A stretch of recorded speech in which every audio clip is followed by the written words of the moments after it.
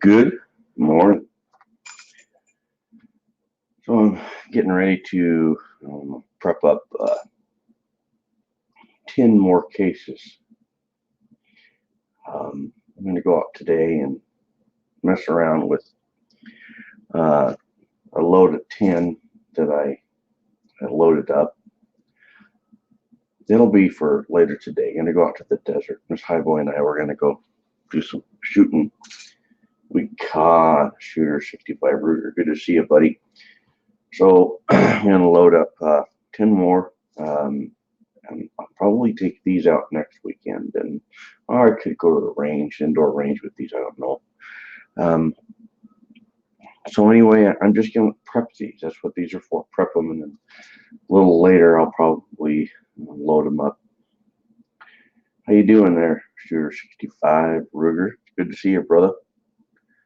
So all right, later today at 4:30 p.m. Mountain Time, we're going to have a live stream, a multi-channel live stream.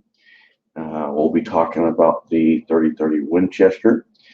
And so I did a video a couple nights ago on case prep, and now I'm going to do another one. So those that want the case prep, you can watch these live streams and you'll understand more of the particulars. And then in the live stream today, we can just have fun and do some learning and lots of good fellowship. Thank you, Shooter 65. All right, so this is what I have. A good cup of coffee, and these are 3030 Winchester cases by Starline. And so some things I'm going to do with these to increase performance, increase accuracy, is the first thing, I'm going to uniform my primer pockets. That's the first thing, and you really do want to do this. And so what I have in this drill is a primer pocket uniformer by Reading Reloading. And this is machined to a SAMI specification. And so what we're able to do is make all of our primer pockets the same, okay? We want uniformity from load to load all the way through. And this is going to be our baseline of getting these the same. So it's going to go like this.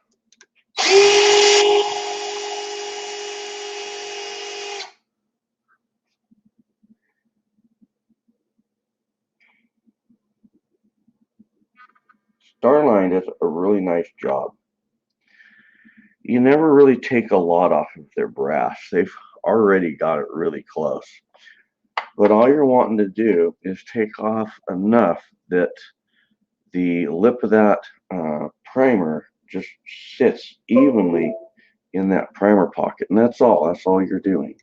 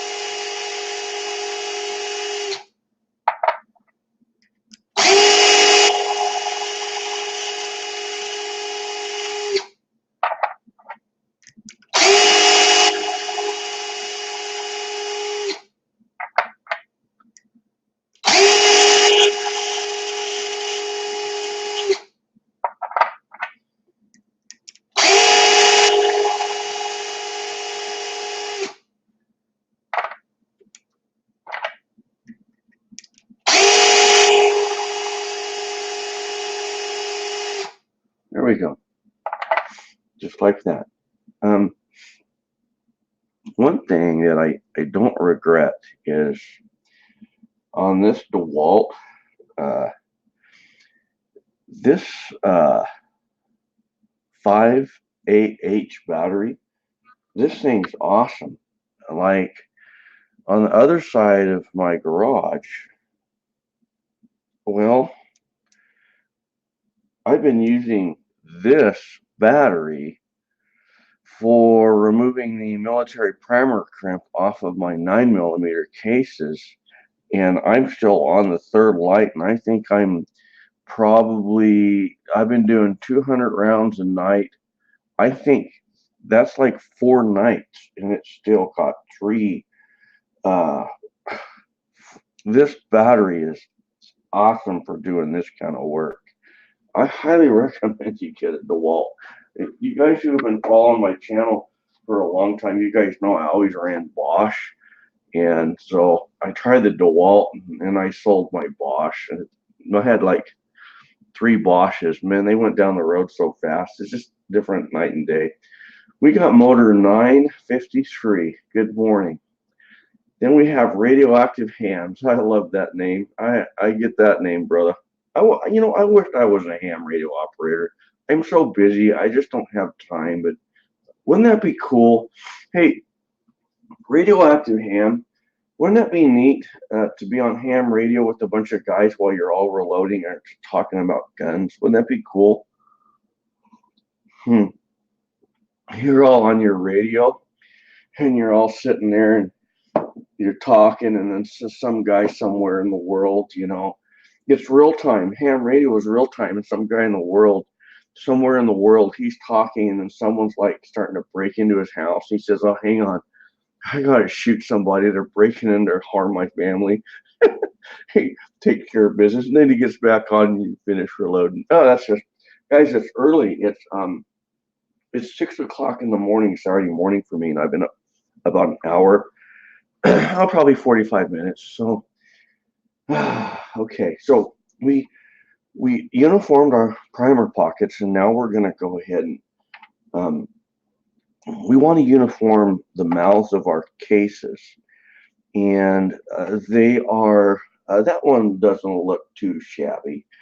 But if you look at your new cases, you're going to see that some of the mouths of your cases are out of round. And so what you want to do on new cases, and I have guys, they'll listen. I'm going to say this. I'll say this, and then afterwards they'll shoot me an email or a text, and they'll say, "Were you saying that you run the expander ball of your resize die through the necks of a new case?" Yes, I do. That is so smart. Yes, we have a group of guys we talk on the radio and reload. I really ought to do that. I ought to do that. I don't even know what I got to do to get a ham radio, but that would be kind of cool. So this is how I'm going to set my resize die up. You have to be very cautious when you're setting this up to resize a new case, because what we're trying to do is we're trying to get the neck and the mouth perfectly round, but you don't want to size down this case anymore. You're going to ruin, take away all the accuracy. You're going to have, you're going to take the life out of that case. So this is how this is going to work. I have my RAM brought all the way to the top. Run your case all the way down. I mean, your die all the way down. Once you're touching, then back your die out about 2 turns. Now, I can't see because I have my lighting set up so you guys can see, so bear with me.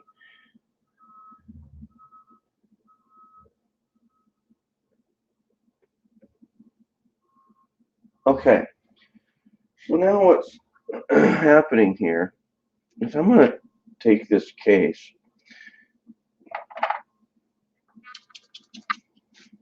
This is your media for, this is going to lube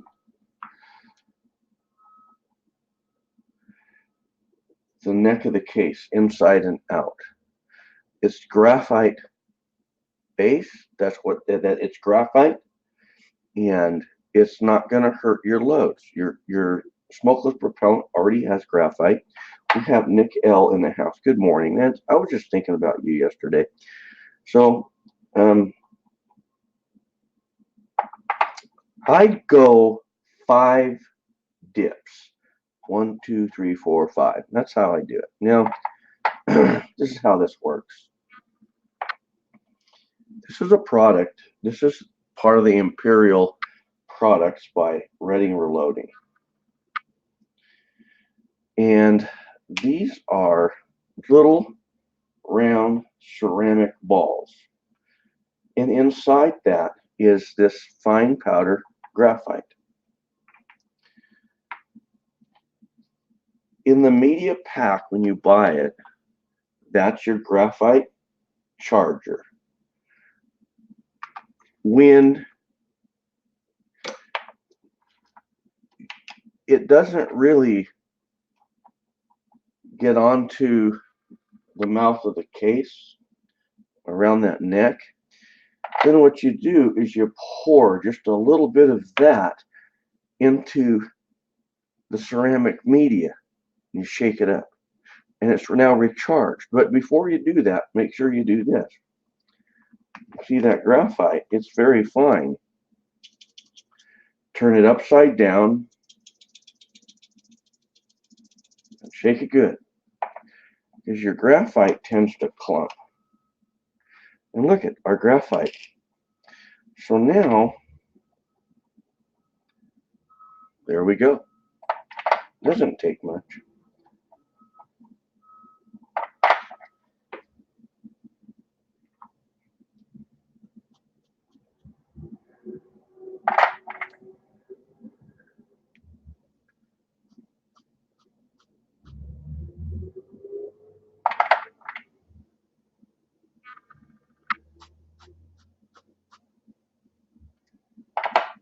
Now, what this is going to do for you is 2 things. One, it's going to make it to where when you run your cases up into the resize die, they're not difficult to extract out. You'll hear guys say when they go in, they resize the die, and then when they pull the handle up, they can so hard to pull it. Now that's going to come out of there like velvet. That's the first thing that's going to do. The second thing this is going to do, this greatly increases your odds of winning the lottery, the big lottery, okay? Greatly increases your odds. And I'm just saying that, okay? So there you go. So now, next thing we're going to do, this is the Imperial Sizing Die Wax. This greatly increases your odds of not getting your case stuck in your die. I don't think this helps with the lottery too much, but it's going to help you win the lottery of not getting your case stuck in this die. Now, we don't have to use this because we're setting this die up and we're not sizing it down. But for our first one, let's do, in case we mess up and we make contact. Now, there's something you need to know. You have to know this about a resize die. When you are sizing this case down, the die actually sizes it this way before it sizes it this way. So what that means, if we don't adjust the die all the way down to make contact with that shoulder, and we squeeze it here, we're actually growing our case without knowing it, like squeezing a tube of toothpaste. We don't want to change the dimensions of our case from the shoulder down. We're uniforming the neck for proper neck tension, and so it's perfectly round for our bullet. We're going to get these perfect. So the moral moral of the story is we want this die set to where we don't touch the body of that case at all, but our expander ball can do its job. That's how we want that. So I'm going to drop this RAM. I'm going to put that case in there. And now remember, we've backed this die out 2 turns. So we're going to run our case up. You're going to feel the expander ball. It's doing its job. But now when we go in, we really should have no contact with the body of that case. And I pull that case out. All right. I need to go a little further down.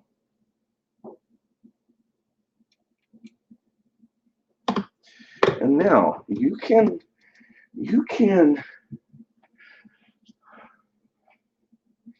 take your case gauge, kind of watch it, making sure that you're not sizing that case down. Hey, buddy, what's up? So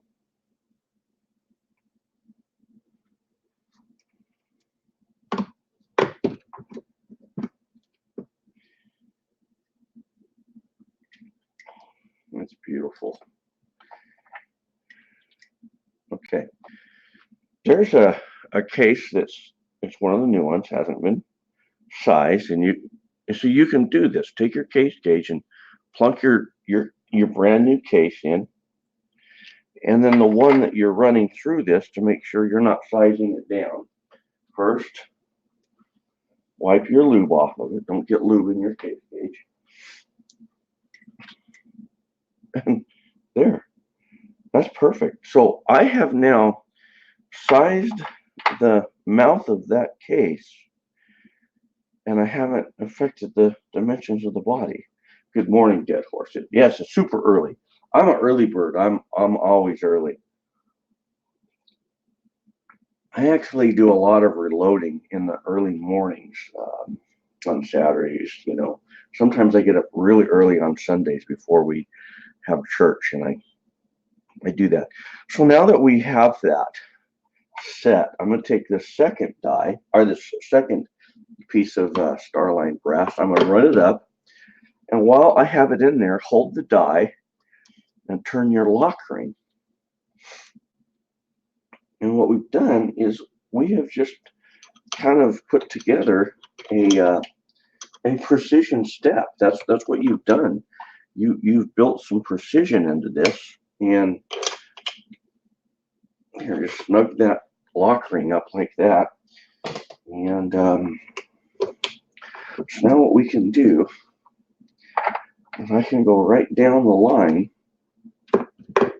See how, okay, watch how smooth this is.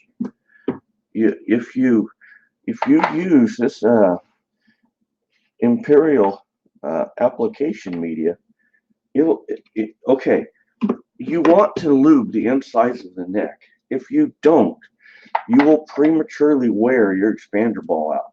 You will, and you don't want to do that. You're stressing, and it's galling your brass. That's the other thing. You don't want to gall the inside of the case neck. So by putting this application on there with the graphite, now it just slips in and out like velvet, and you're doing a really good size of uniforming your neck tension. We got Lead Mining 44. I love that name, Lead Mining 44. So, and this was all I really wanted to do, and there we go.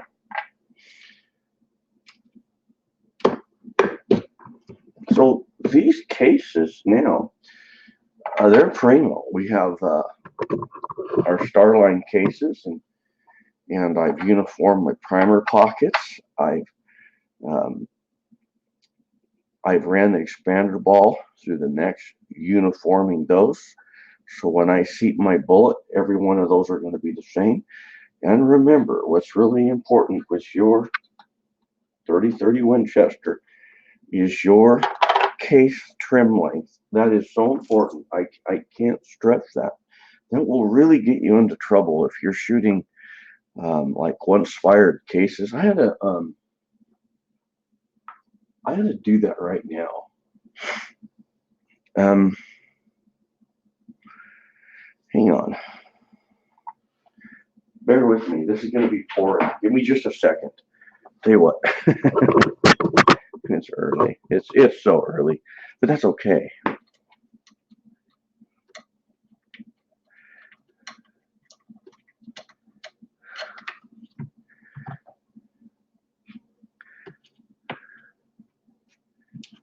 I'm going to get this set up. Let's get my trimmer down here, and let me get some once fired brass. Let's trim. I take my 30-30 Winchester. I actually trim it about 10 thousandths below a Sammy. I'll show you why too. Here. Ooh. See it here, folks. You've seen it here. Oh man, I love these. I love these inline fabrication docking stations. Guys wonder, they don't really think I reload a lot because they don't realize that I can swap things out. So like I can make a video and then shut it off and swap my equipment. So here you go, inline fabrication. I can get done with this live stream and I can put whatever piece of equipment I want in here and take off running with something else that I'm working on. I love it. I would never ever be without this. So there is our trimmer. Okay. Trimming time. Yes, dead horse. Okay. If I told you that with sizing and trimming, well, you don't want to put the cart before the horse, but really the horse comes before the cart, but really is after the cart or before the cart. You're like, well, what do you mean? Well, an experienced reloader would know what I mean. Okay. Or I should say a reloader that's experienced that. Okay, I'm going to come over here.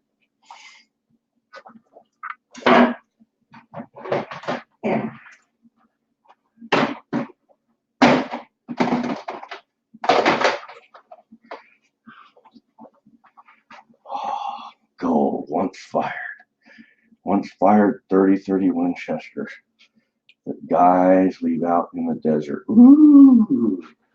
All right. We don't need a whole bunch of these. I'll start off with 3 for now.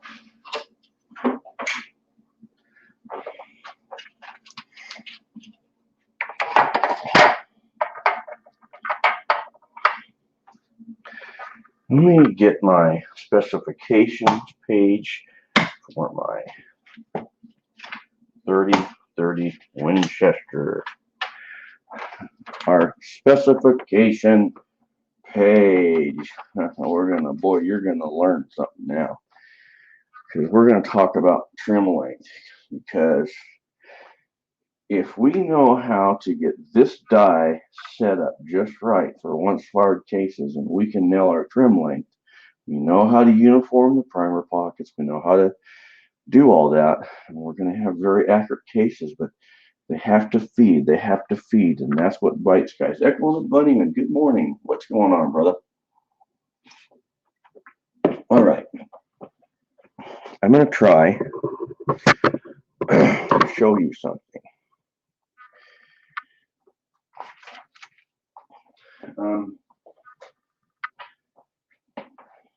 Do you see that new case right there? We just worked with that. That's a new Starline case. It fits really nice in that case gauge. I am telling you something. You need a case gauge. Period. In the discussion. This case gauge, it has an upper step and a lower step. this brand new case, you're going to see that it is just slightly below that lower step, not by much. Now, let me tell you why new cases by manufacturers are slightly below that lower step. If you take any brand new case and you put it into any, and I'm talking bottleneck, you put it into any case gauge, you're going to see that that head of that brass sits a little lower than that lower step. Not by much. Not by much. Why? The reason is if you have some rifles that have tighter chambers than others, well, like on an auto-loading rifle, if it's too tight, if case isn't small enough, it won't chamber. So they're making their cases to a SAMI spec so it will chamber in every rifle. Okay? So they're holding a standard. I'm hanging out watching you, sir. So now we take this case, a once fired case, and we see, go ahead and push it in there. It's okay. We're sitting pretty high, but now I want to show you something. Okay, I want to show you something. On this side of this case gauge, we have the lower step, and on this side, we have a lower step. When I'm running my calipers, I want to get the mouth of the calipers on those lower steps, just like that. I'll be sitting there and I'll be making measurements. We got Bear Lake 1624. Good morning. I'll be measuring. Now, I just want you to remember something. Can you remember 2, 2? Put my once fired case in, and I come down here on the bottom step, and I catch the head of that 5/8. You see that?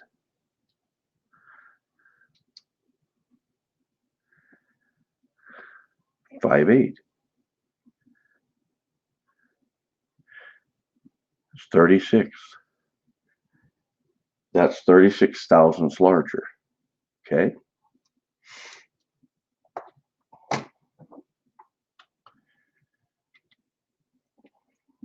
Well, I'm going to size this. I'm going to show you something.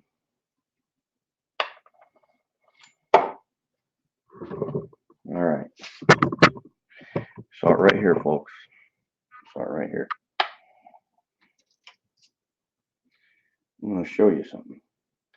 When you see this, you'll never, ever forget it. You'll be like, ooh. Kind of bites for loaders.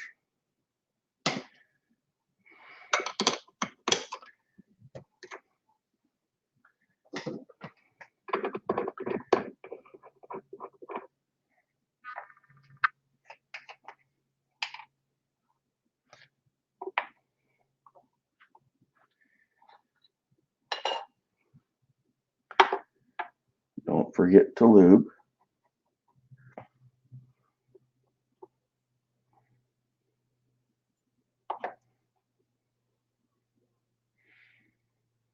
Now watch this.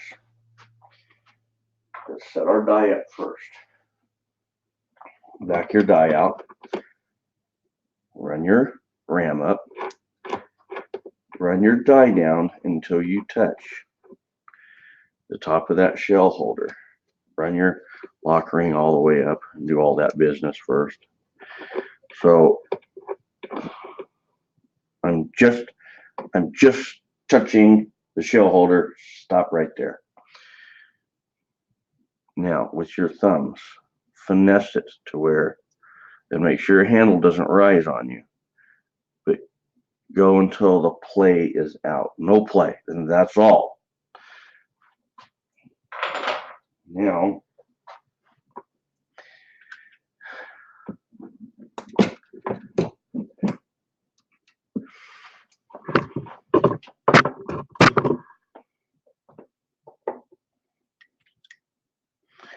we've already got sizing action.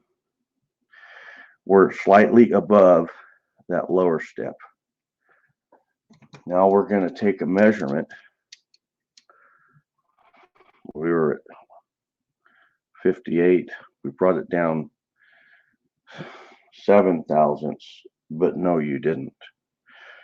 You're like, huh? No. Your brass grew. So you have to take care of this first. Let's address this, and then we're going to set our resize die up. Okay. Now, it's pretty early, so bear with me. I'm going to move these there so I don't get things all mixed up. Okay.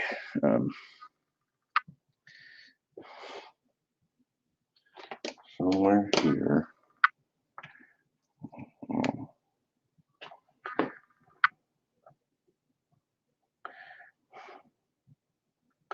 Oh. Hang on.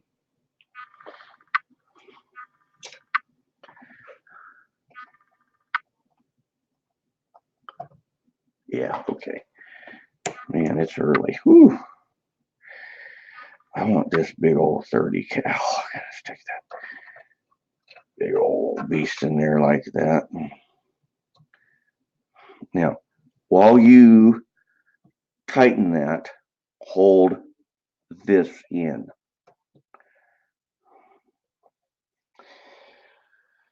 And I'm going to teach you something on this that will help you to. There's a way that you can set this up and get erroneous readings, and it will trim poorly. I'm going to show you that, okay? A machinist will understand this. Echo will totally get this. Now, see how I have play here? Okay, I don't know if you guys can. My lighting is so horrible, and I apologize. Oh, that might help a bit. Okay, you see how I have a little play there?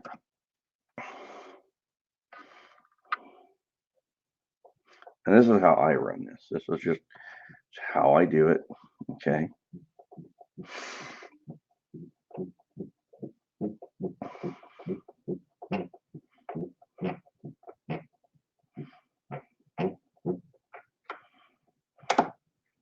Okay.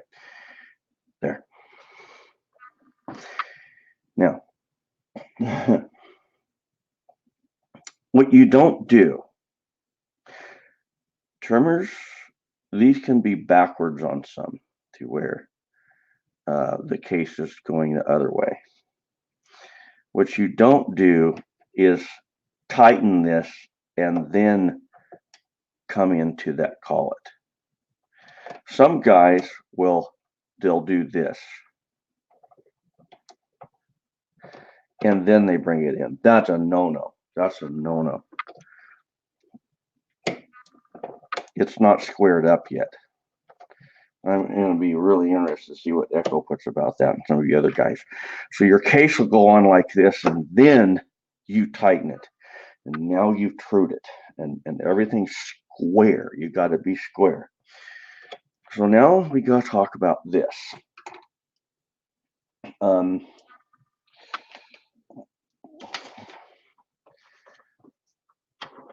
Our trim length, 2.029. If you go to Sammy's website, Sammy says we can actually trim down 10 thousandths past that. Okay. And the reason is this is what Sierra went with. But Sierra is saying, we don't know what cases you're going to use. Some cases aren't going to have proper neck tension if they go under that 029 number. So they're saying the worst neck tension out there, if we trim to 2.029, it'll hold. But I know something about this brass. I've shot this once fired, and it's just the exact same with Starline. If I trim 10 thousandths below what this is calling, if instead of 2.029, if I go to 2.019, I'm going to be fine. Now, how do you know you're going to be fine? It's simple. Just do 10 of them and go try them. And what you can do is do this.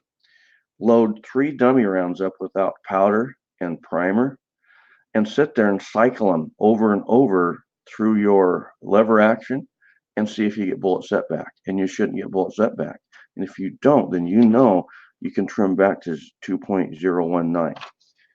So now we're going to set this up. We're going to trim this up to 2.019, and I'm at 2.048. All right.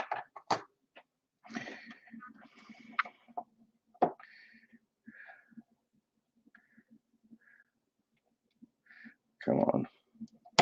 There. All right. Yeah.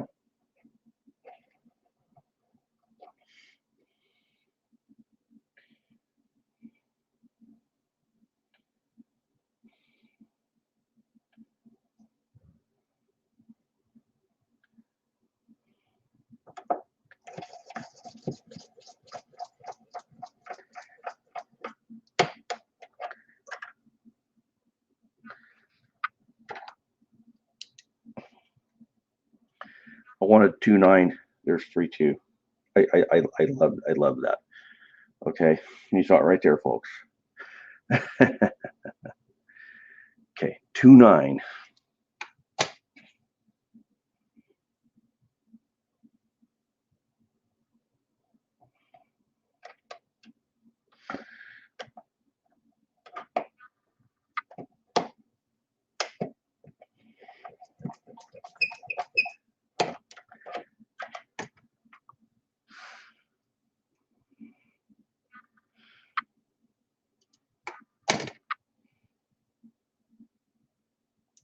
Take your time. Sneak up on it.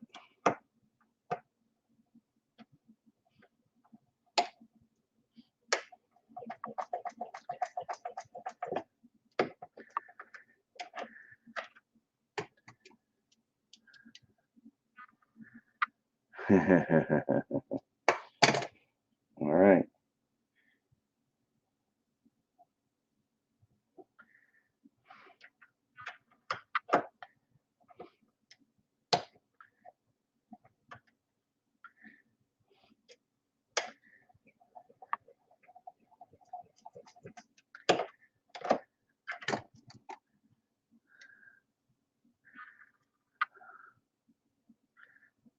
Okay, hang on. I'm not adjusting back here. Why? Why? Okay.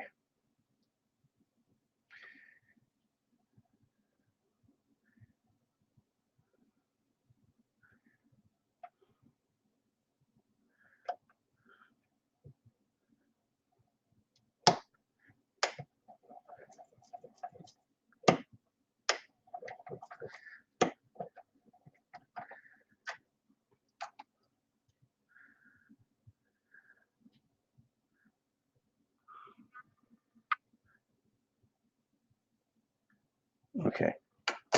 Hang on.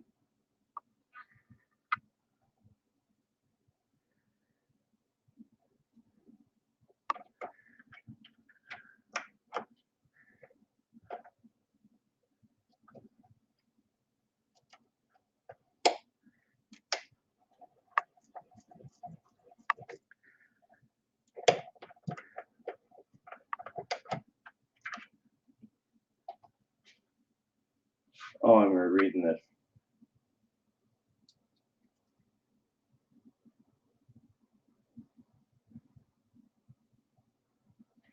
I'm reading your comment there, Echo. Okay.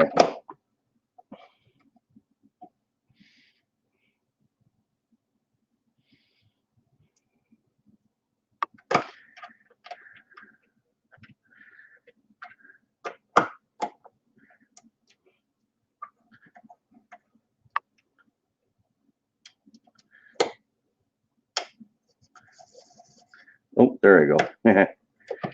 Now I really removed some. Okay.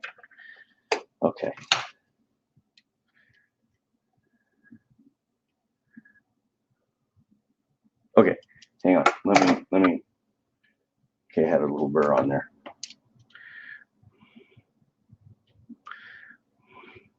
Okay. 2.028.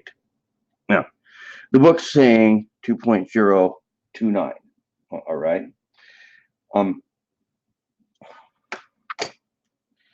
Let me deburr this.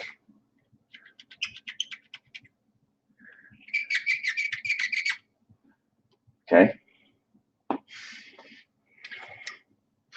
That is what your book's calling for. You see, my mouth of that case is just below that lower step. Perfect, perfect, perfect for matching that recipe. Okay. And now we can actually finish sizing to where we want. We can set that size die up to just bunch that that shoulder down just or that the shoulder down a little more. So now this is what I do. I think that I can just take another swing at this without adjusting it.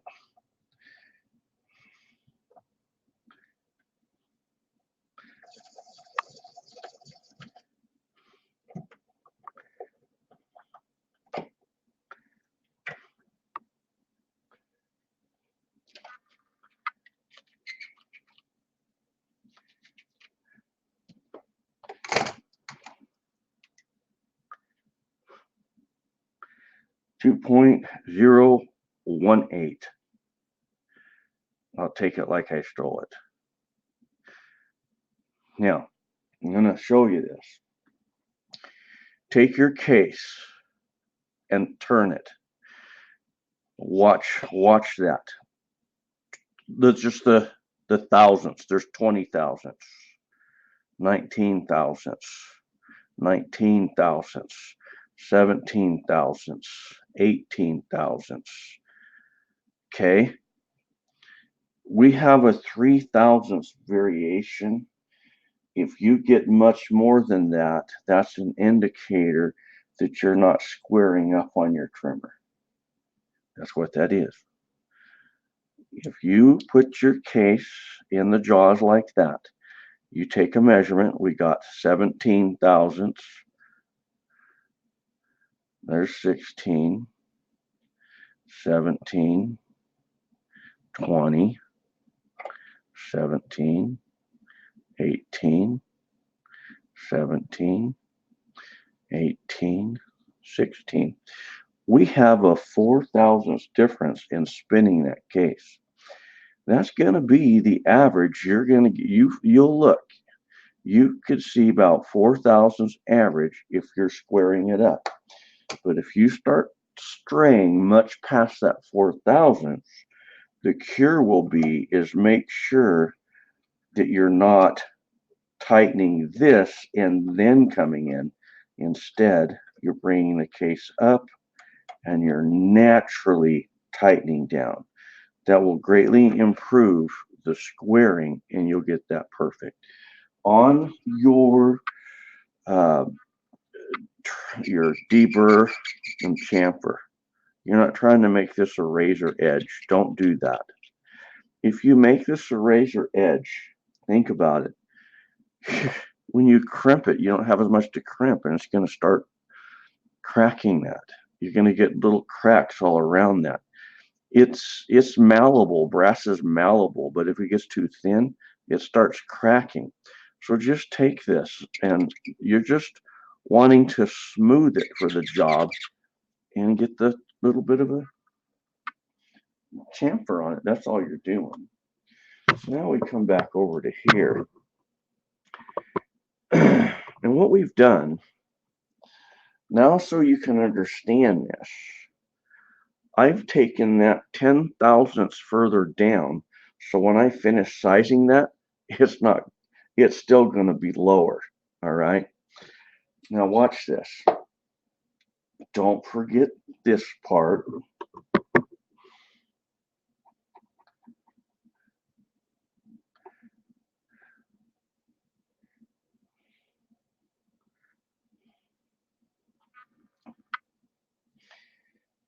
Now, watch. Remember when we set this up, we came up and then we adjusted that die down so there was no more wiggle. At this point, watch very carefully. 1/8. You got these guys and they're putting the screws to it like that. That's really gonna bite you. Okay, look at, I now have cam over. Now watch. Let me redo this. I'm gonna back that die all the way off. Okay, I have everything loose. Well, you gotta watch the handle. You gotta watch your handle. This is your truth teller right here on your press. My ram is all the way up. I'm gonna take this die all the way down. Now, if I take my 1/8 from here, I am not doing business yet. That die is still loose. So hold your handle down and run your die until it's no more play. Now you're doing business. I don't have any cam over or nothing, but now I'm going to adjust this 1/8, just an eighth, and I'm going to be actually shy of an eighth.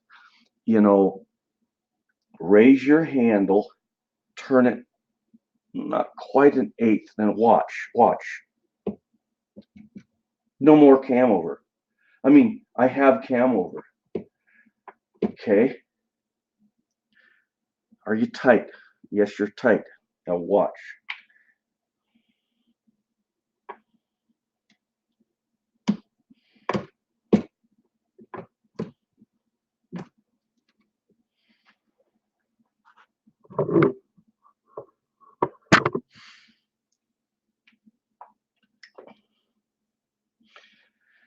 I'm going to ask you to really use your eyes on this. Do you see a difference? I just sized a, okay, I'm trying to find my camcorder here. That's a once fired, and I sized that.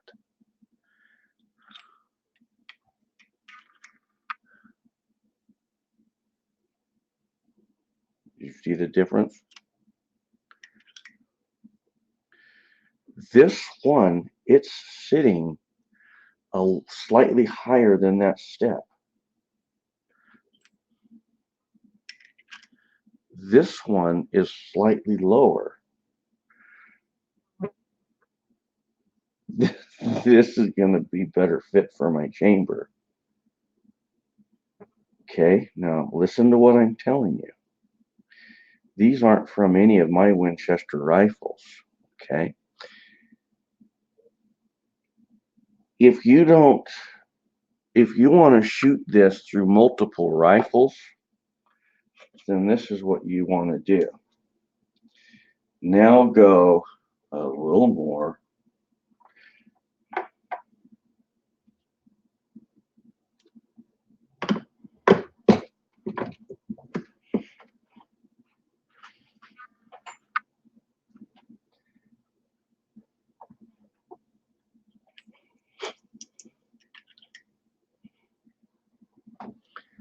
And we've pretty much, there we go. That's pretty much matching a new case. There's your new case. There's your once fired. So you can adjust this die out to where you want. So on these once fired cases, if you shot them through your rifle,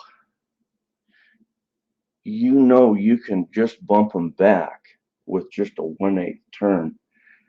Load a few up and see if they cycle in your rifle. Make a dummy round, see if it chambers smoothly. Okay. But like I have 5 Winchester rifles. So what I do, I size them back and I turn them back to a Sammy Min. So it's like factory ammo. I can shoot it through any of my rifles. So that's how I do that. Now another thing, because of the nature of the 30-30 Winchester, you're not going to get a lot of loadings out of these anyway. And remember, we could tighter fit this to our chamber because that increases our accuracy, but this is a brush gun close-up work. We're not putting bullet holes through bullet holes. We're putting bullet holes through something that could be moving fast or coming at us. And you're going to be shaking way more than the accuracy you're putting it into a tight chamber. And the other thing that will bite you, if you don't size down far enough on a lever action rifle, listen very carefully because I've done it. If that case isn't sized back far enough, it is not going to chamber, especially on a lever action. So if you are trying to bump back minimally in a very dangerous situation, that's going to hurt you because you're going to go to chamber that rifle and it's going to jam up on you, and you got a bear coming at you. So my preference on my 30-30, because I don't get a lot of reloads anyway. Two, it's a brush gun, close up business, and I want to ensure that I'll chamber. I size back and match a new case on my 30-30. That's how I do it. So now what we're going to do, put a little lube back on this case.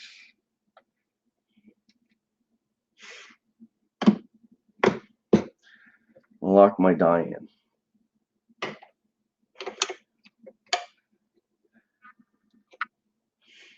I want to show you something. I'll show you this, okay? Now I'm going to come over here like this and grab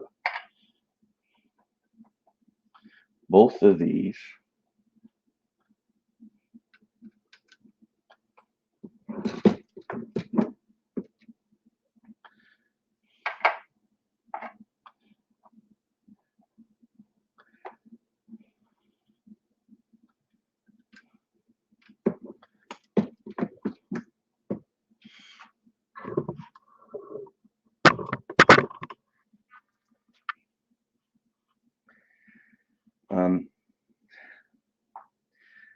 You understand something in your mind.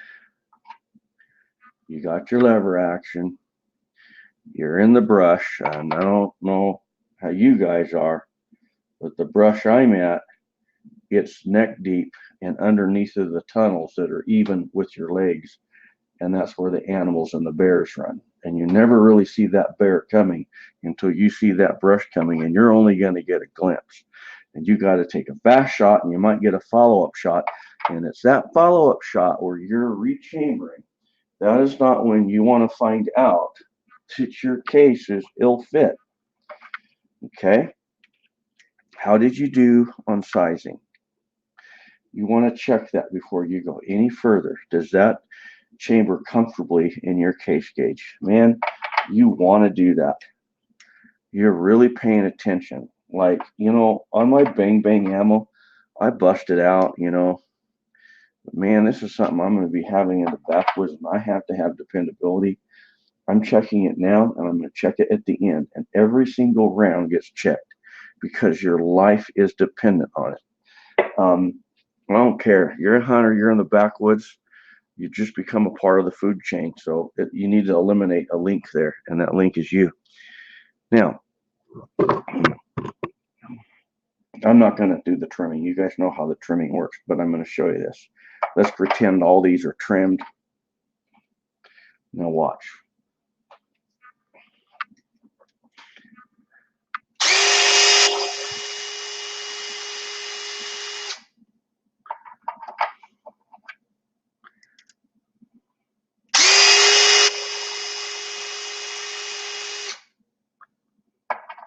No, I think I call trim them. Let's do it. I try to save time if I can. But okay, remember, don't lock it in here. Bring it into the collet. Okay, just like that.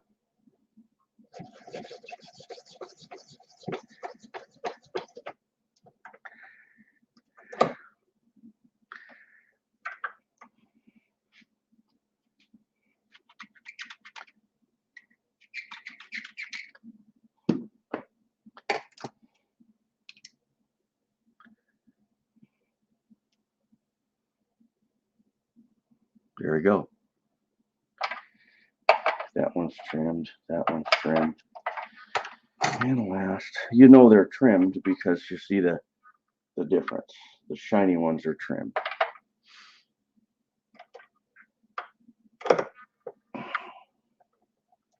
But when it wasn't trimming earlier, it's because I was pushing that down when I was tightening it, and so I was impeding the operation. And it's early.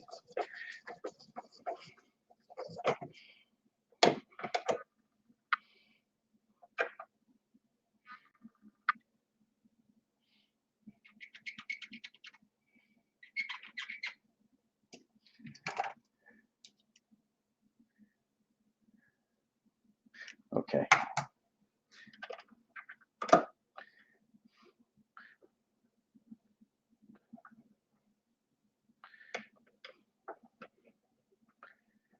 Come on. There. Oh, there we go. Okay.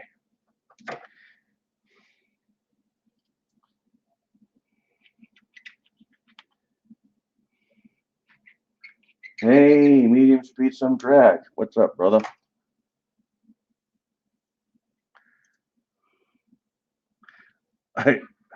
There we go. I over trimmed that bugger. That's okay. That's okay. I don't have I'm off there, and that's okay. I'll address that. That's a good trimmer. That's a great trimmer. I just haven't woke up yet. So now, this is what I was gonna say. This will surprise you guys. I'm gonna set this one aside. Um, um, watch this. These cases, you can wipe that off. That's ready to be reloaded. You don't have to run that through a tumbler and all that. You don't have to do that. That case is ready to go. Okay. You know, if you want to tumble it, you can. But like if I want to go shooting in a couple hours, I don't want to waste time on that. I want to go shooting right now. So all you got to do is wipe your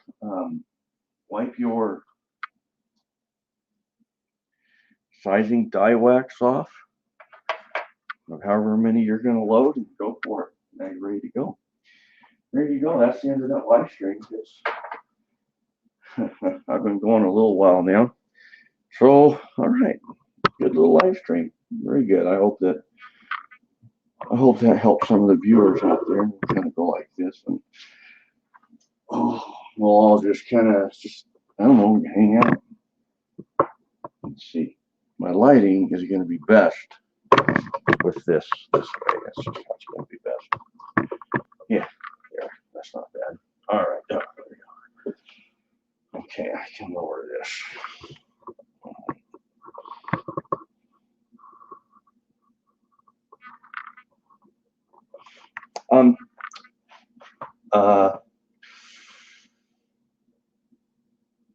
How can I do this?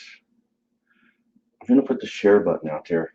First off, I want to put my lid on my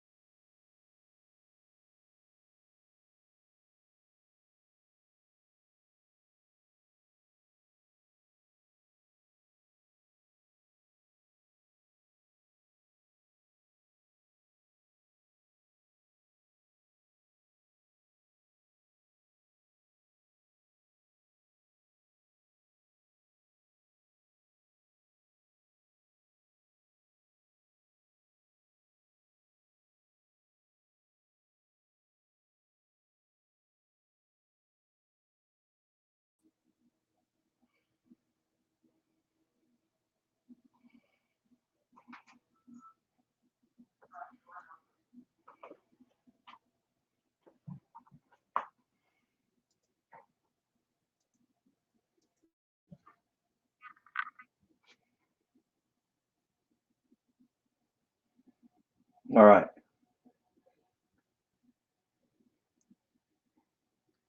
So, can you guys hear me?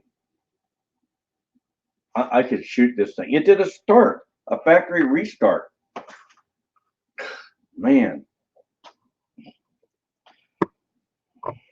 So, what I was getting ready to do, oh, invite.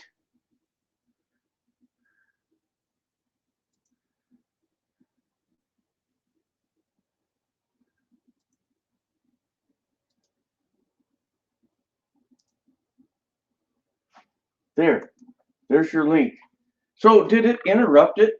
Did it interrupt it? Did it keep going? What? My PC restarted, but I kind of thought that was still going. Maybe it was still coming through the camcorder, but I don't know. Anyway, if someone wants to jump in,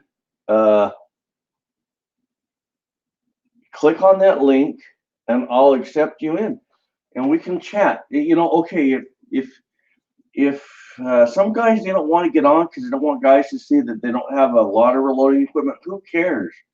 I would just rather you come on, and we just love to see you. And there's Echo and the Bunnyman. He's coming on.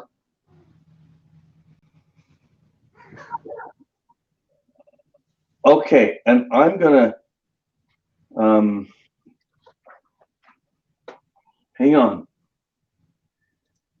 Bear with me. I just realized that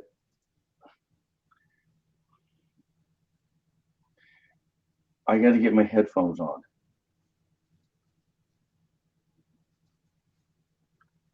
We'll see how many guys we can get on. Yeah.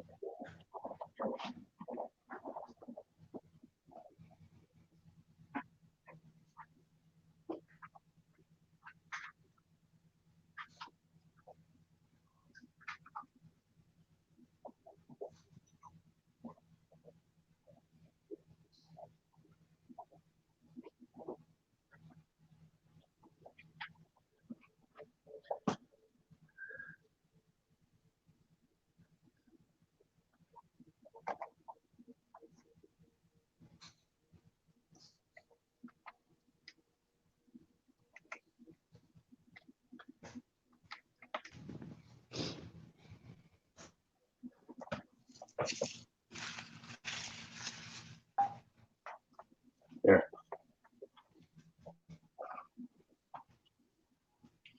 All right. Are you there, Echo? Yeah, I can hear you. Awesome.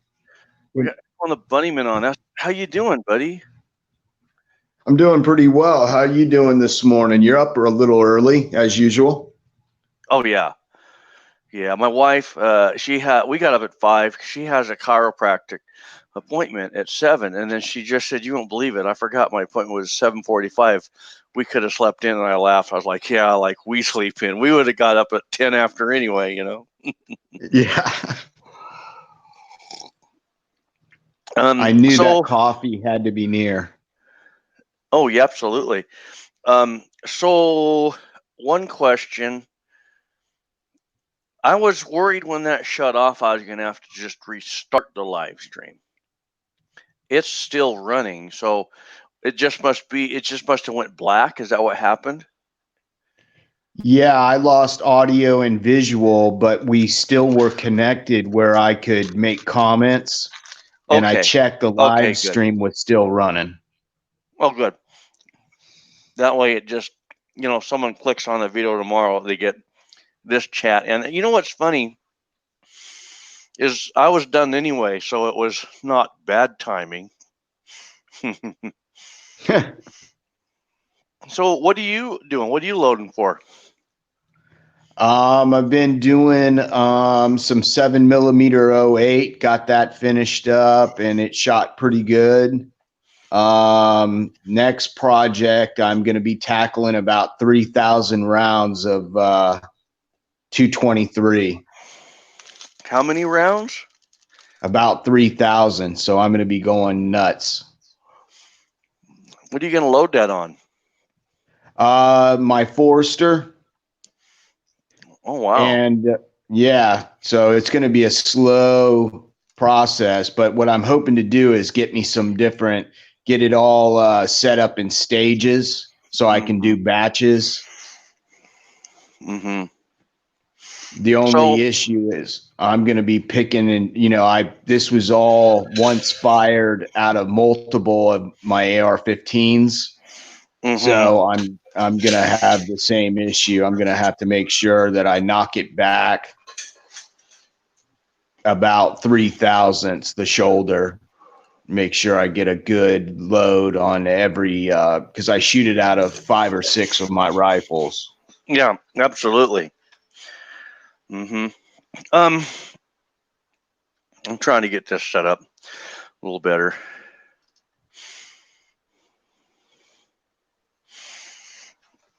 So then these aren't super precision, are they?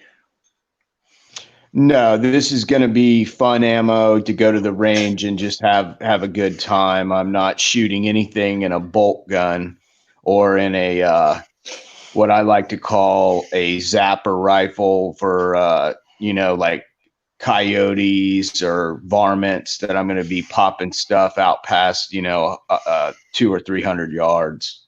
So I'm curious then.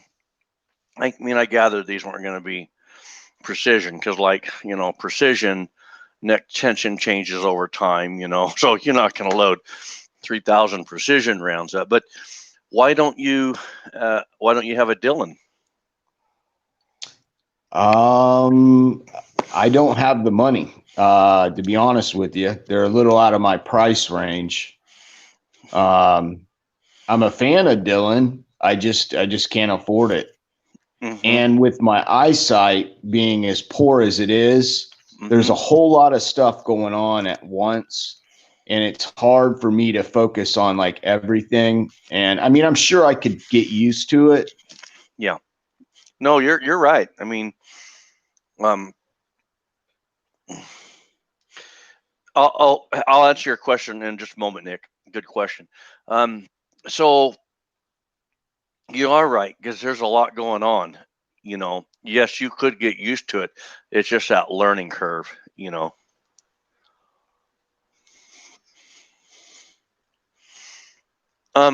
Nick, that part. This is the primer pocket uniformer by Reading Reloading. Get one for large primers and one for small. You'll never regret it. It makes your primer pockets as perfect as you want to make them. And they're all the same. And there's a link in the description box below. You can check it out. I think there's a link below. I could be wrong. So when are you going to start loading all those? I'm waiting on primers and bullets to arrive. I ordered 3,000 Bob's bullets that you were using. And I ordered a bunch of small primers from CCI. And once those show up, I'm guessing Monday, maybe Tuesday, I'll have that stuff, and I'll be because I have the brass already cleaned and deprimed and wet tumbled, and basically it's just waiting on me to go ahead and resize and trim, and then go ahead and drop powder charges and bullets. Are you going to use on the CCIs? You're going 41s, mil spec? No, I'm not. I'm going with a little cheaper, just the regular. I think they're 450s are the small rifle primers. Yeah. Yeah. How much expensive per thousand are they? Or less expensive per thousand are they? Let's see. They're about $28 for the ones I got. And they were just around $34 per thousand for the 41s. Yeah. And really, $34 isn't bad because I see some places asking like $42 for those. Yeah, what I did was I went ahead and already went through the primer pockets with a Redding primer pocket uniformer to make sure that I'm going to get at least 2 to 3 thousandths below flush on the head. So I Yeah. don't think I'll have a problem. Oh no, you won't. And that's one thing. Like, I don't always use my 41s. Um, it, if I'm just loading them up, bang bang ammo, I'll go over to Sportsman's or somewhere where I can get them cheap, and get the cheapest small rifle. And I'm not running anywhere close to max anyway, so I'll load those up exactly what you're doing. And I know that my primer pockets have been uniformed and I'm going to be below, and I go out and I bang it up. But the reason I always use the 41s is that I do got to protect my viewers. But that way, no one can hold me liable either. You know what I'm saying? Oh, yeah. You don't want to slam fire. No, no. But between you and me, I don't think a slam fire would be as detrimental as maybe some make it out to be. I think it's going to go real quick, bang ejects, and you're going to look at it and get back to work. But I'm not saying it couldn't damage the rifle. I'm not. But I don't think it's always going to be that way. Yeah, I agree. The 41s give you a harder cup and help prevent that from happening. And I wouldn't reload ammunition for an M16, a fully auto, without using 41s. Oh, I would agree with that. 100%. Yeah. Here's one for you. So it wasn't long ago, I was paying $10.99 for a true brick of, rimfire 22 caliber ammo. You go get, the real 525 round box, $10.99, and I'm going to go back 15 years ago. Does that sound about right to you, Echo? Yeah, that sounds about right. I mean, that was a fair price for what you're getting when you're looking at that bulk ammo quality. You know, if you're not shooting that expensive stuff like the well, even CCI mini mags have come up in price considerably. Yeah. Since about 15 years ago. It seemed like after that 22 shortage on ammo, everybody came back down on prices, but not to the same price levels that they once were at. You just nailed my conversation. I understand why cigarettes are so high, because they're taxing it. I'm not a smoker, but they shouldn't be taxing the cigarettes. Okay, we won't go there. I don't want to get into politics, but they don't have that kind of taxation on the 22 ammo. And you look at the components across the board, the components start going up in price because it was harder to get. Some guys, they say, okay, it doesn't make sense that powder went up in price because they're selling more of it. No, they don't. Yeah, they sold out of it, but now they can't get it produced fast enough. They're putting more employees on it overtime. So things do cost more. But what I don't understand is now that it gets back to normal, 22 ammunition is everywhere. It's abundant. And that price hasn't went back down to that, $12.99 that it was just before it ramped up. Yeah, and I think a lot of that has to do with a lot of the manufacturing plants, such as Remington and CCI. They bought because it was so needed. They expanded their plants and added multiple more machines to produce that ammunition. And basically, I think they're trying to recover some of the millions of dollars that they spent in expanding their plants. You're probably right. Yeah. Mm-hmm.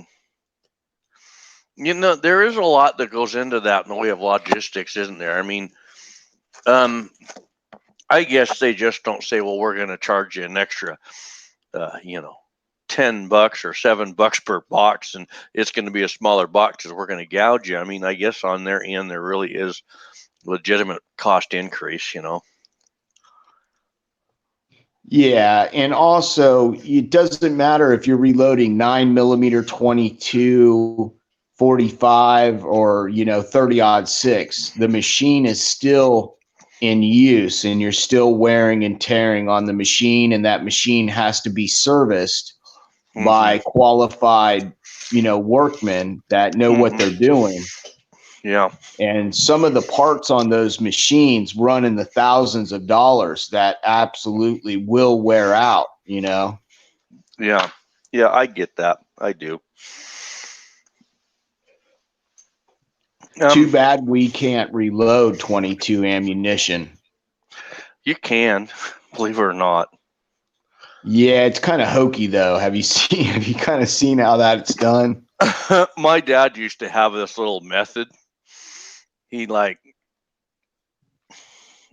were really young, and he didn't have a lot of money, so we started saving our 22 cases, and he began making his own little primers, but it was hokey. I mean, it was, looking back on it, he had it down pretty good, but what I remember most is just handling that small of a case was just tedious, versus just go out and buy a 100-round pack and go shoot, Yeah, your hands, when you're handling smaller ammunition, I've noticed your hands, especially once you get to be our age, your hands can't hold little tiny things like that for hours on end. You start getting all cramped up. Yeah, totally.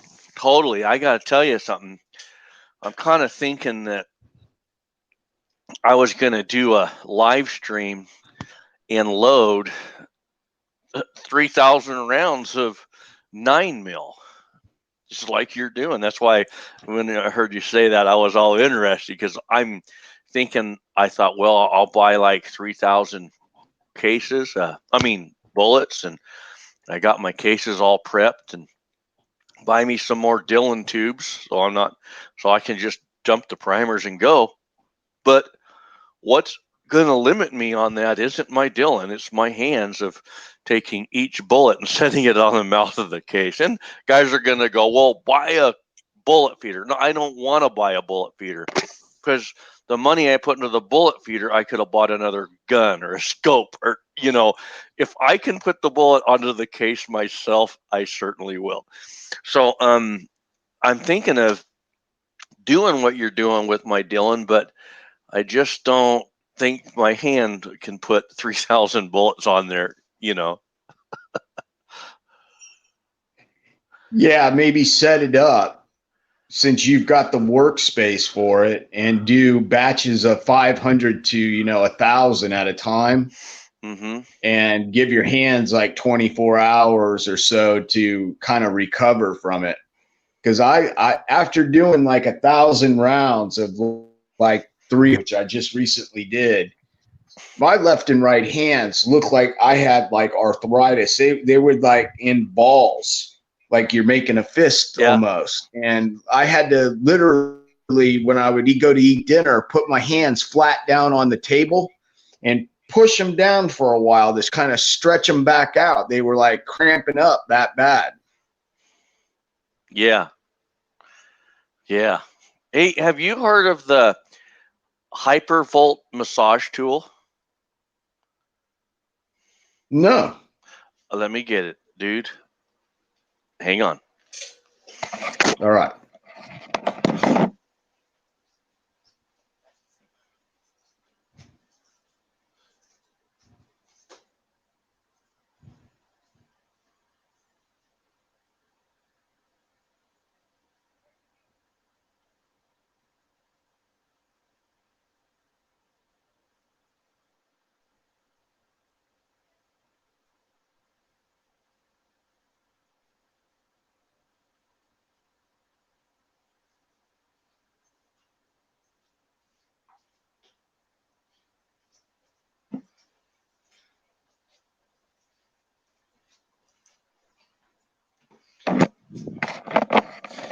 All right, I'm back. Let me tell you, I believe in chiropractic. I'm like pro chiropractor, and so I went to the chiropractor, and this is what I was struggling with. Okay, a lot of excruciating shoulder pain.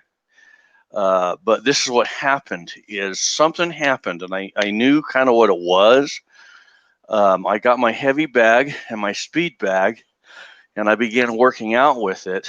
And with my bench press, my shoulders were becoming fatigued. And with my bench press, my chest was pulling this way on my shoulders, which affected my back, and my back went out. So I went to the chiropractor. He has one of these, and this is made by Hyper Ice, and it is a Hyper Volt. This is your power button. It has 4 or 5 different tool heads. I find that the round ball is the best. My wife agrees. And you have 1, 2, 3 speeds. Here's your first speed. 1, 2, and 3. And what it is, my chiropractor said, well, you can build one out of a jigsaw. So I began looking into it, but the weight of a jigsaw, it was so heavy that my wife wouldn't be able to use this on her feet. Well, one problem I have is I have plantar fasciitis, and it just kills me to stand but I do because I prefer to stand. Well, at night, I've been using this on the bottom of my feet, and then I go up my calves, and I just don't sit there like, oh, that feels good. I grind it, and it's kind of to where you can feel the pain. Then I go up my calves, and I got on high. A week and a half, I don't have any more foot pains. None. I go all day, come home, no foot pains. First thing I do in the morning, I grab this, and I don't do it every morning. I use this, and then end of the day, most days I use this, and all my foot pains went away. So, can you hear me still? Yeah, that sounds like a good idea because I just got diagnosed with the exact same thing in my right foot. Oh, and let me tell you, I stand on concrete floor in my shop. And if I'm in here for more than about 5 or 6 hours, I can barely walk on my right foot the next day. Yeah. Okay, I wear logging boots most of the time. I've worn them all my life, but I haven't over the last couple of years.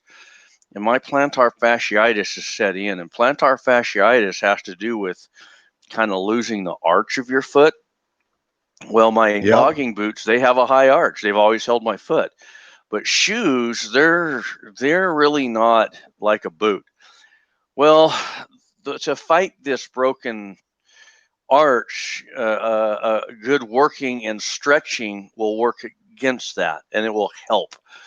So I agree with you. Standing on concrete was just, sometimes I'd be doing my live streams out here, and I wouldn't say nothing, but I was in dire pain thinking, oh my gosh, someone might as well just put a fire under my feet and burn my feet off, because that's how bad they hurt. So I take this, and when I run this, you can't start out on high the first night. It's too much. But now I get it going, and I work that arch of my foot, and I kind of start light, and I stretch into it, going from the heel to the toe, and then I reverse it, going from the toe to the heel, and I just work it. And really, about a minute and a half is all you can stand. That's all. Now, once I can't stand it, then I'll take it to low, and I'll just work back and forth. And then I put the high, and I sit there, and I go up and down my calf. But the trick is, this is the trick, okay? This is the trick. After you do the hypervolt, then you do this number. if you don't do this, it won't really help. Okay. You got to stretch. That's what you got to do. And I really lean into it. The stretch follows it up. And so I'll work both sides, and then I'll follow up with the stretch. And now today, I got no foot problems today. None. And I didn't even do that this morning. I would highly recommend you try it, David. The only problem is... Yeah, I'm going to have you text me the name of that machine so that I know what to get. Okay. And I did the exact same thing you're talking about. I wore high-tech boots for most of my work career as a tow truck driver. Uh-huh. And they had an extremely high arch support in them. And they had an aluminum shank that helped support that that arch. Yeah. And I have high arches. And I've noticed back in the 70s and 80s, when you would buy a pair of tennis shoes, they actually had arch support. Now, every pair of tennis shoes you go and buy are flat as all get out.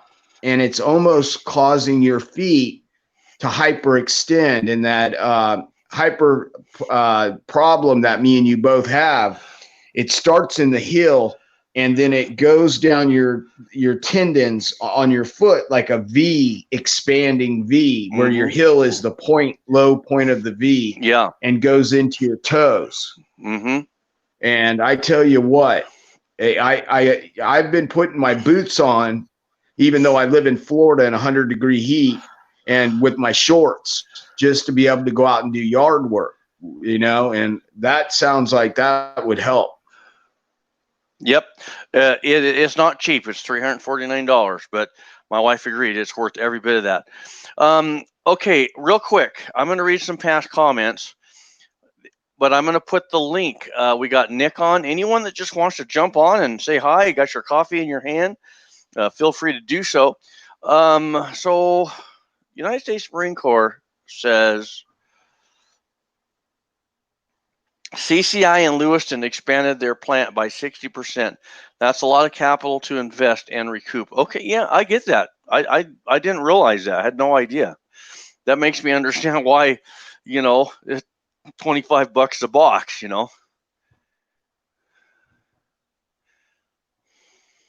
Yeah, Remington built that new plant, and I want to say it's in Huntsville, Alabama, if I'm correct. If not, somebody out there let us know. But they rebuilt their entire reloading facility and basically bought all new machines to expand. They almost doubled their production size and then the amount of ammunition they can produce. Yeah. So That's I couldn't awesome. imagine what the cost of that kind of thing is. And I've also noticed that, remember the Remington Golden bullets? They weren't the greatest. You'd buy that big tub of bullets, and sometimes you'd have misfires. I even had a couple squibs where I had to pound out the bullet out of the rifling. And they've improved that stuff to the point where it'll just about feed in any 22 long rifle chamber and weapon that you put it in. They've really come a long way since the early days of the Thunderbolt Remington bullets. So I want to just give a shout out to Remington for that. And I got a bunch of those down here, and I think they perform great. I don't have any problem with them. But they're, like you say, they're the probably more modernized ones. Nick says shoe inserts also help for 400. I do have shoe inserts, but they're... Oh, hang on. I got to say goodbye to my beautiful wife. Hang on. I want my hug. And give me a minute. I'm going to get some coffee. Keep them busy there, Echo. All right. So basically, if you're going to be doing some reloading and you have hard work surfaces in your shop, I recommend anybody that's not a young man, in their late 40s, 50s, that you got, purchase those mats like bartenders use. They're like black rubber mats, and put those in front of your benches or in front of your presses in front of the bench that you're going to be standing there for hours on end. That helps out immensely. Even if you're a young buck, you know, standing on concrete flooring all day long will really wear your feet out. And they're fairly inexpensive. You can get those black mats with the little holes in them like the bartenders use, and set those in front of your workstations, so you're not standing on a solid concrete floor. And if you get powder or if you get brass shavings down in them, you could just take them outside, put a hose to them, and hang them, and basically give yourself a little bit more cushion.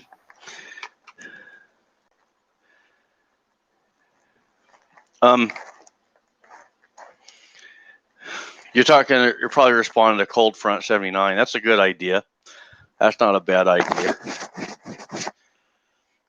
Cold Front, I got 12,000 small primers for $264 delivered from, wow, that's pretty good. 12,000 primers. Now you're talking.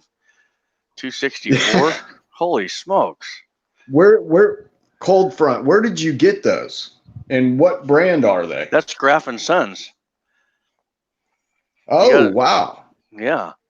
I order from there all the time. I didn't see a deal like that. I wish I would have. Reloader 762, brother, I've missed you, man. You got to get over on the forum a little bit more.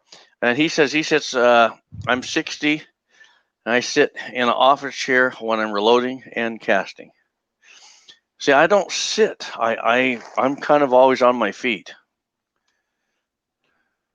You and me both, because our benches are set up at a higher elevation than most benches. Mm-hmm. My benches are above my waist, and I did them for that reason, so that, because I like to stand, I'm like you, because I don't want to be in a chair and have to go get something and have to then get up out of the chair, go across the way, grab something, and come back and then sit back down. Mm-hmm. Because I don't want to end up throwing my back out or herniating something, because let's face it, I'm in my older age now. I'm starting to get that late 40s, early 50s, little bit of a belly.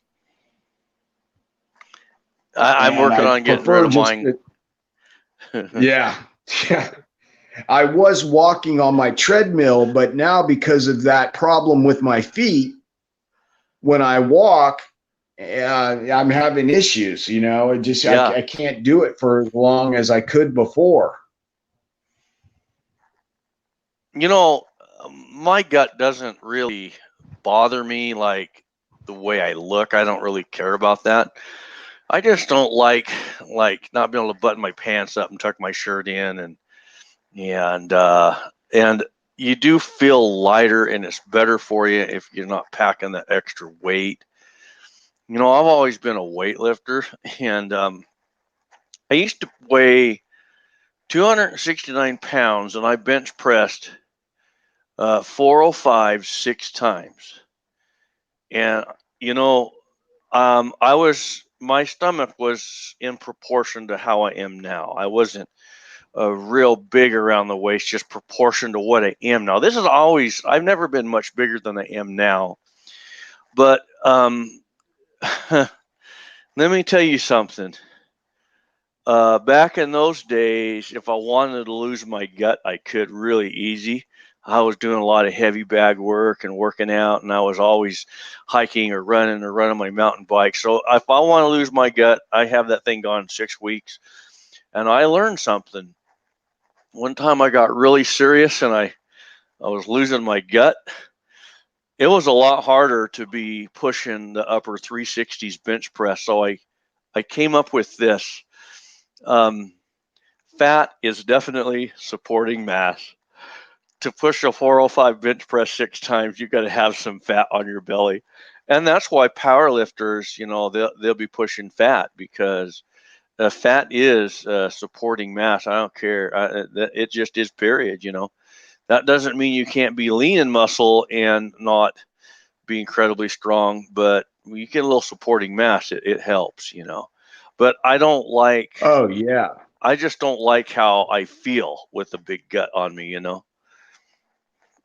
Yeah, I'm like, you got to put on a pair of shorts. Like, see, growing up and through high school and everything, I was about 145 pounds, but I worked out every day, in the gym. And, I weigh 145, but I was benching 185. Yeah, that's And awesome. what I noticed was I was strong, but even the weightlifting coach told me, he's like, David, you need to put some weight on. If you want to bulk up a little bit and get a little stronger, you got to have a little bit more calories in your diet. But because I'm diabetic, I was limited on calorie intake because it would throw off my blood sugar. So basically what he would told me I was doing was, by doing the high repetition, low weight workouts, I was actually burning muscle tissue because I had no fat to turn into muscle. Yeah. Mm-hmm. And I was a swimmer, and I did a lot of swimming. We had a pool when I was growing up, and, because you couldn't pinch an inch anywhere. But now that I've gotten a little older, I've started to develop the fat, and basically I need to get rid of it. I've been doing sit-ups and push-ups because I don't have any bench. I don't have a bench or any kind of free weights. So I've been doing it, trying to get my upper core a little stronger. But I tell you what, every time I put on my shorts nowadays, I'm like, what, did my wife put these in the dryer and shrink these things? Because when you try to start buttoning your pants, you're like, what's going on here? Mm-hmm. You're like well, the only thing I've really changed in my physical side is I added my heavy bag and my speed bag, and right now I'm really not doing my heavy bag because my shoulders, I'm getting them back. I've been, since the chiropractor, I'm doing the speed bag. I'm getting that, and my speed on that is okay, but it's not where I want. But I'll tell you how I'm losing weight. It works so good. And when we went to Mexican food last night, it didn't work so well. But you can splurge once in a while. This is what I do. It's working for my wife. We're both losing weight, and you don't even know it. We eat until we're full, and we stop. Like, you hear people say, reduce, eat the size of your hand, your portions. Well, what we're doing, because my friend did this, we eat.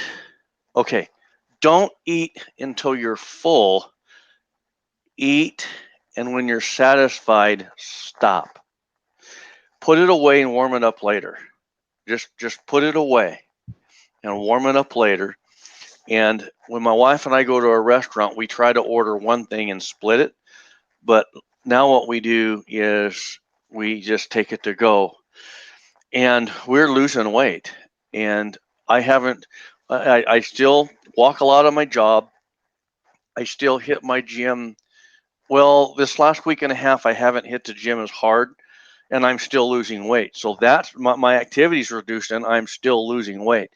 Now, in the morning, I'm going to go hit the gym, and then Monday and Wednesday I'll hit the gym. And but with that activity, and then just eat until you're satisfied. Satisfied is the key word. You will lose weight. What's hard though, when I start doing it, as I would be satisfied, but I would still have a craving, and I would have to say no. And so that strengthened my discipline side of things. And so that's what we're doing. And I will tell you something, David. I don't know if you do this. You ever done the speed bag? yeah, and a heavy bag as well. When I do my speed bag, that high repetition. well, when I do my speed bag, I hold I tighten my abs. That helps so much. I do not believe in sit-ups. Sit-ups, in my opinion, are so wrong. They don't complement the structure of the human back. So I do crunches. But I started, when I was doing my speed bag, I'd sit there and I hold my gut, and I was sitting there just going and going. And after about a week and a half of that, it was easier to do my crunches. Way easier. It'll blow you away. Yeah, that's absolutely the truth. When you flex muscle tissue and hold that flex, that helps burn, especially during other activity. That helps burn. Like when I'm on my treadmill, I'll hold on to the rails because my balance isn't really good because of my eyesight with no depth perception and the things moving. So, but I realized what I was doing was I was keeping my arms flexed, holding the bars on each side, and keeping my chest flexed and my abdomen flexed. And literally, after 4 days of doing that, it would reduce my belly size and I could see more tone coming in. But also, what most people don't realize is when we were growing up, High Boy, the plate size was about 10 inches for a dinner plate. Now they've gone well over 12 inches in diameter. Mm-hmm. And the portions that you're being fed, especially if you go out to eat, Oh yeah, are ridiculously oversized. And they're full of cholesterol and salt. And basically, I've started doing a lot of cooking at the house now, where I'm baking chicken. I'll go down to the health food store and I'll buy the free range, grain fed chicken, mm-hmm. and, the boneless breast meat, and make myself like Hawaiian chicken with like some pineapple on it, just as like a little something, and put pepper on it, but no salt, and bake that in the oven at 350 for about 45 minutes.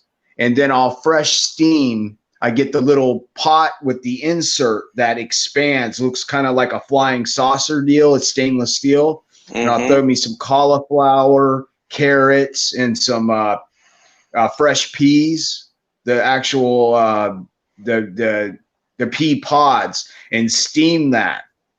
And God, it makes a difference in the way you feel after you eat. You don't feel like you've eaten like 20 pounds of food. You feel like, you got what you needed to produce enough glucose in your body and carbs and everything to, keep you awake and active, but without, having a problem with that just going straight to your belly. That's awesome. And I just realized my comments haven't been keeping up. We got a ton of comments. Holy smokes. Nick lost 82 pounds from October on WW and he walks 3 to 4 miles a day. That's awesome. Do planks for a good core workout? Planks, not sure what that is. Yeah, I'm not sure either. I've never heard of that. What is a plank? Yeah. I'll tell you something. My chiropractor helped me to understand this. On my bicep, you have 2 heads. I ripped the top head. I only have half my bicep left.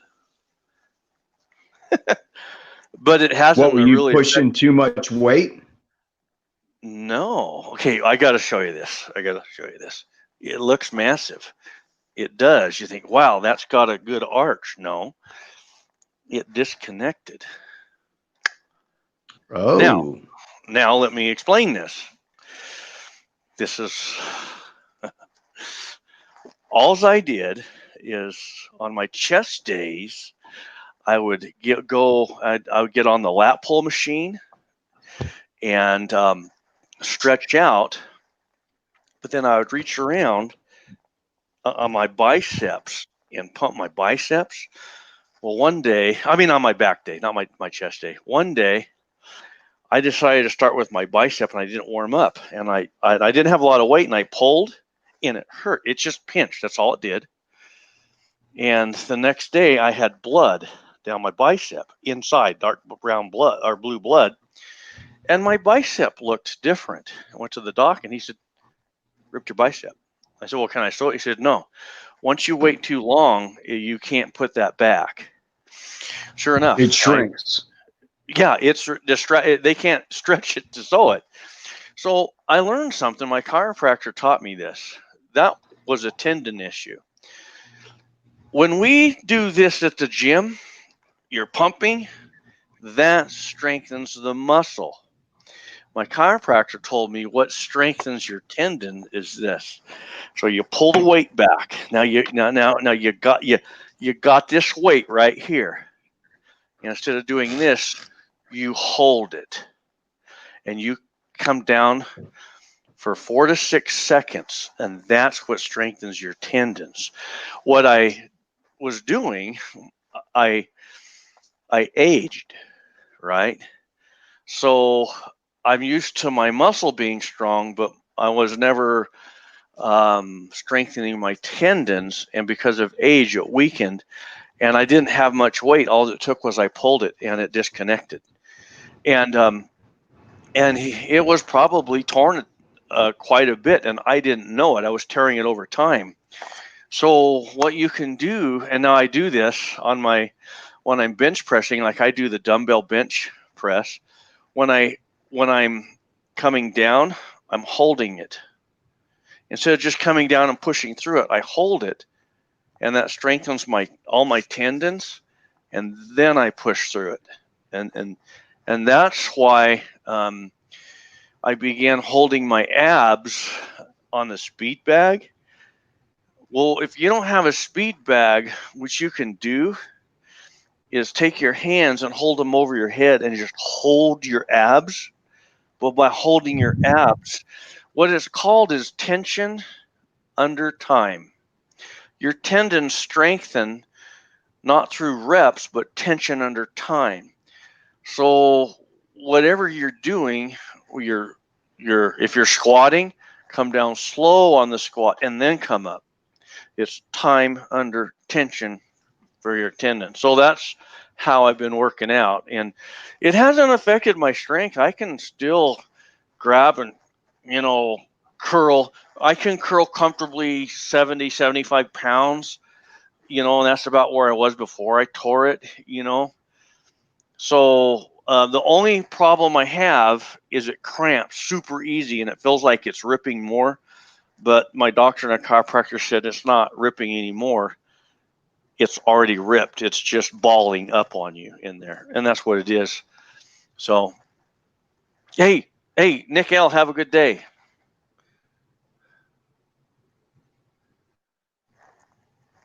Reloader Dude says plank, push up position on elbows and hold. Oh, I got you. That'd just be too much work. I used to go to the gym when I was younger with my mother. And this was when I was, hitting the gym at school and using their facilities every day. And, you do your legs one day, you do your upper body the next type deal. But the guy that I was actually the instructor at the gym that teaches you how to use the machines, there was a Nautilus type machine that you use your legs and your upper body, and you do almost like what I would call a crunch. You kind of, bend over in the machine while you're sitting on it, and you're using your legs and your upper body to bring the weight up. And the instructor, he was fit, and he could do about 500 pounds. And I went to 300 pounds, and I did it like it was just like I wasn't even. And he was, all like, God, for a little guy, you're pretty strong. And what I didn't realize was me burning muscle during my workout sessions. I was actually strengthening tendons. And back, thank God, thank the Lord on this one. My tendons are very strong in my body, and I was able to max out the machine and even surpass the fella that was pretty much twice my size, as far as bulk. And he was really impressed, and he's like, you always have a strong back as long as you don't do anything to tear it up. And when I was younger, I used to help my dad do construction. He used to be a fireman, and he would do construction on the side. Like most firemen have a second job. And basically, you wouldn't believe some of the guys that were like twice my size couldn't lift as much weight. And like when we would start loading 2x4s off of the pallet to bring them on how much I could just deadlift, you get down low, keep your back straight, and lift with your legs and your upper body. And I could just tear it up all day long like that. And basically, I'm going to start doing what you're saying. I'm going to start doing a lot more of the holding, especially when I'm on the walking machine. Yeah. Time under tension. Yeah. Okay, and I gotta tell you this. So the time under tension, like on my dumbbell bench press, I can do a lot less weight, and I am in. Man, the next day I am even more ripped up than when I'm doing more weight with lots of reps. It's incredible. It's changed everything. So Michael has a question. Did you get your tendon repaired? No, I didn't, because it tore at the top and it's gone. And because they can't stretch it out, but I haven't lost a lot, believe it or not. This one, it's what comes up and connects onto like it's just one of the connections. It's not a major loss. I had a friend, he ripped his bicep here. He was at the gym and it came up here and it was a big ball. He ripped his entire bicep. What my doctor told me, he said, now that you've ripped that, he said, how your friend ripped his bicep, you'll probably never do that.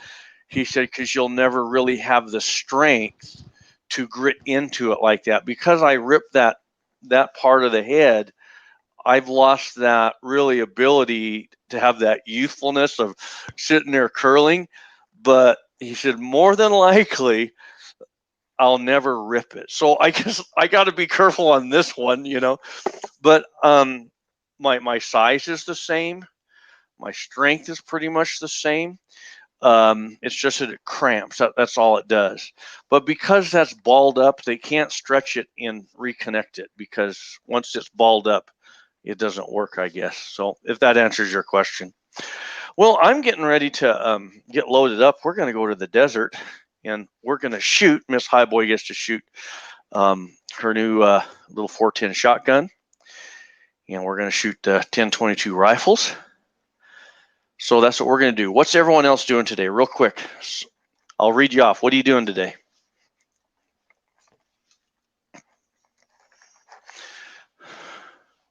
Wouldn't that be terrible to rip your entire bicep? I have seen it done by big guys that are pushing heavy weight, and they'll tear that. And what you got to remember, your muscle tissue is connected, but your muscle tissue is not like a tendon. A tendon, if you make it in layman's terms, is like a rubber band. And when you overstretch it, it snaps. And when it comes back, it like a rubber band, it just balls up. Yeah. And unless you have that immediately addressed, there's no way they can get in there and create enough force to pull that tendon back out and reattach it, because once they start pulling on it and reattach it, it will pull itself loose again.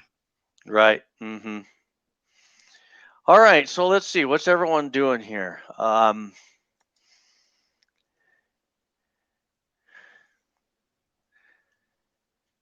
Okay, Rep Tree says, seems you lost the live feed. I haven't lost anything on my end.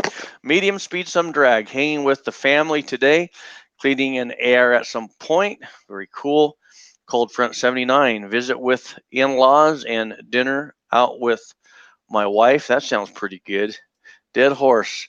Picking up a new 44 mag today. I am so jealous. I'm truly jealous. So's Reloader Dude. And Reloader Dude says, I have to reload. I have a major match coming up. Well, all right, man. Get geared up, and we hope you do good. Let us know how you do. Reb Tyree, loading 38 plus P special, 135 grain gold dots. Awesome bullet. Oh, and Michael Swarm says, I tore mine in the lower bicep. Oh, man. I think that's worse than what I got. Oh, my gosh. I hope you can get that fixed. Oh, I'm going to tear down your Model 60 also. All right, here's the deal. I'm going to let you guys go because at 4:30 Mountain Time, we're going to have a multi-channel 3030 Winchester live stream. And there's going to be a lot of talking, a lot of good stuff. I've done 2 live streams now on the 3030. I'll put those links in the description box so they can, that's mostly the case prep. So for this live stream, we're going to get into dice setup and just everyone sharing their knowledge. And so it'll be a good live stream today. So me, Miss Hybo, and I, we're going to, I'm getting loaded up. As soon as she gets back from the Cairo, we're going to go to the desert and we're taking the guns and we're going to have a good day. So, all right, lastly, what are you going to do today there, Echo? I am doing my yearly cleaning of every firearm in my safe. I finished all my handguns and I'm about halfway through on my rifles, and I'm going to finish up just cleaning the bores with bore solvent, brushing them, and then cleaning them out with some of that shotgun spray, like what is this called right here? Usually use the powder blast, but I'm using gun scrubber because it was a little cheaper. And blow them out and then lube them. And that's what I'm going to finish up. And I'm working on my 300 black upper right now so that I can shoot that tomorrow morning. Nice. All right. Michael Swarm, he's got the oil in the combine handled. He's going to be doing that today. And yes, I will have a great time. Reb Tyree says he's in for some 30-30. If you can be ready on the camcorder, we'll put you live if you want to be in. And we can have up to 6 people. So you're welcome. And if we have to, we might just trade guys out. You know, if one guy wants to be on for a half hour, then we can swap out. But let's just see how it goes. And Dead Horse, how about some history of the 30-30? All right, buddy. We'll do that. Little history on the 30-30. Here we go. Hey, Echo, thanks for jumping on. Yeah, everybody have a good day and a sick day, and God bless everyone. Are you going to be on the live stream, Echo? Yeah, I'll stop back in. You're going to be on about 4:30 Mountain? Yeah. Yeah. Okay, so yeah. 4:30 Mountain time. Yep. Okay, guys. God bless. Have a good day. Bye-bye. Take it easy. You too, buddy. Bye-bye.